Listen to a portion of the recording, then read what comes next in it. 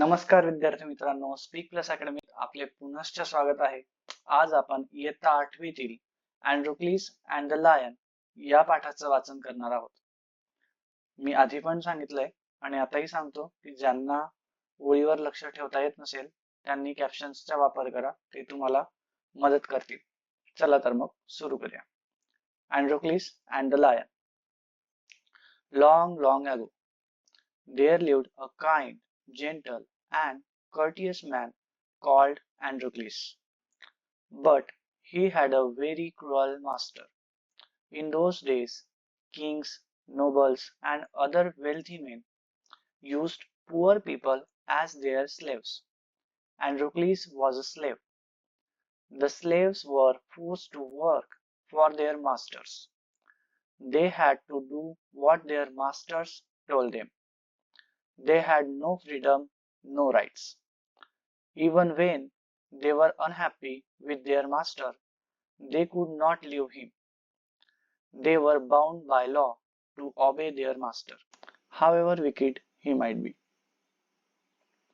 Androcles did not like his heartless, wicked master.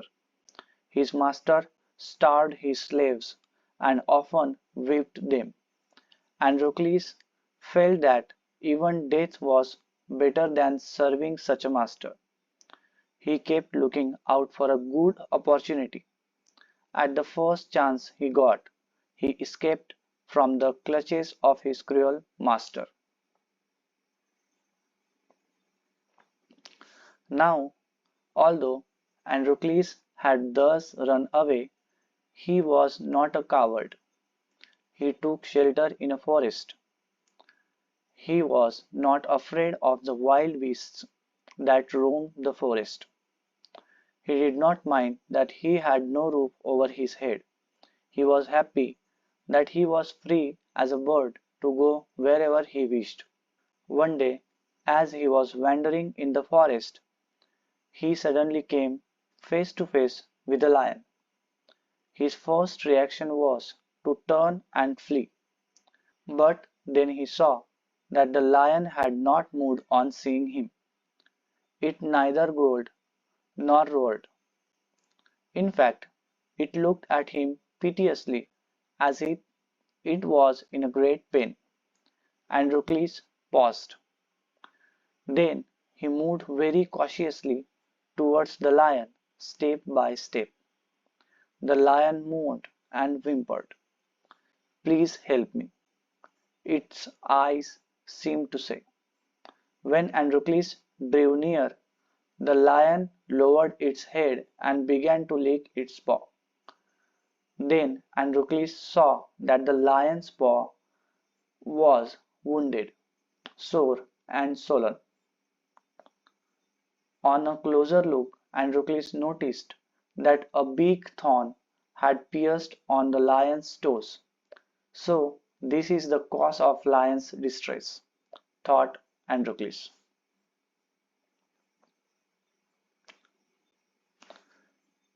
Summoning up all the courage, Androcles stretched his hand slowly towards the injured paw. He was afraid that the lion would attack him if he touched its swollen paw. But the lion seemed to understand his good intention. Androcles took the paw in his left hand. Deftly, he pulled out the thorn.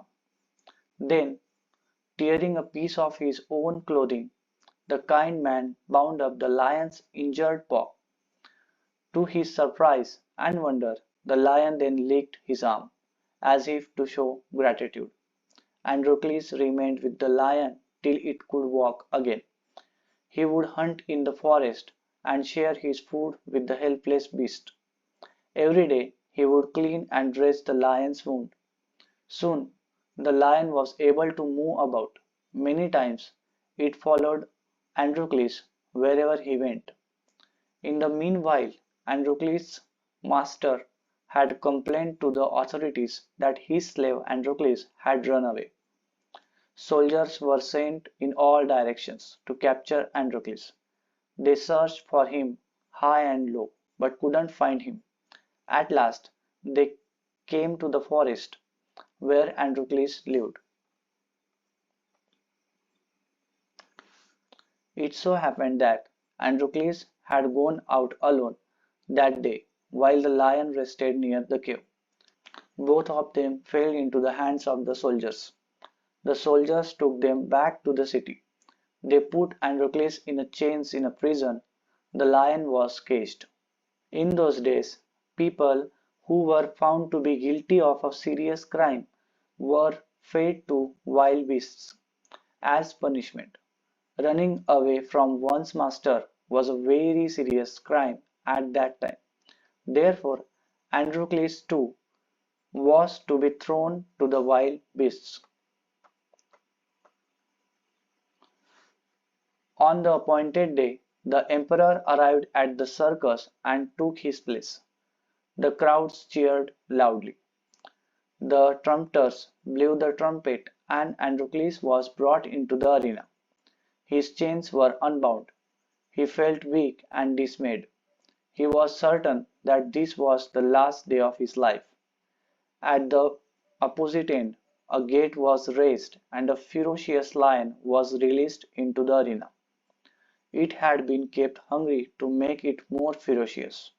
Androcles was filled with fear, but he put up a brave front. The lion saw Androcles and rushed towards him, bounding and roaring. But suddenly it stopped in its tracks. Then it moved slowly forward. All its rage seemed to have melted. Androcles saw this too. Each friend recognized the other. To everyone's amazement, the lion bounded towards Androcles again. But when it reached him, it began to purr and rub its nose against him. Androcles hugged the lion. He gaped with relief and joy. The audience, including the emperor, watched this tender sight in a great wonder. People began to cheer Androcles and asked for his release. The emperor asked Androcles to explain the lion's strange behavior. When he heard the whole story, the emperor was also moved by the gratitude and friendship between man and beast. He ordered that Androcles should be set free.